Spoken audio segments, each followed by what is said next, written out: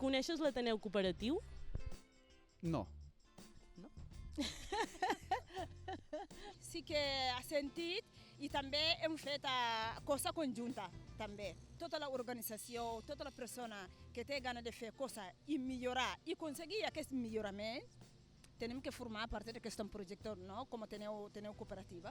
Què creus que pot fer un espai com l'Ateneu Cooperatiu per acompanyar persones migrades o d'origen migrat que volen crear els seus propis projectes? Tu vols fer una activitat, fan cartell, fan tríptic, fan molta cosa, publicació, Twitter, o Facebook o l'Instagram. La gent que no sap llegir i escriure no anirà a aquesta activitat. Primer, buscar les vies per fer arribar la informació a les persones que realment poden beneficiar-se, no?, d'aquestes xarxes, aquests espais. Els canals, no?, d'informació poder a vegades no són els més adequats, no?, perquè arribin a les persones que realment els hi podria interessar. Bueno, la clau no la tinc. Jo el que m'acudeix és que si tu vols arribar a un sector, t'has de moure fins allà. D'obrir les portes i que ells mateixos puguin ser partícips de tot aquest procés de divulgació y de información.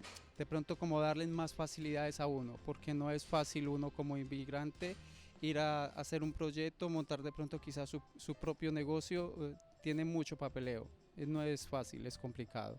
Primer, que hi hagi aquesta consciència, a partir d'aquí començar a treballar-ho, partint de les seves realitats. O sigui, sí que podem fer una formació, un acompanyament a un grup de gent per muntar una cooperativa, però també hem de saber que ho hem de respectar el procés d'aquestes persones. Vosaltres sou els nostres ulls i l'orella, perquè així ens podria ensenyar molta gent i em podrà animar molta gent que fa projectes com nosaltres.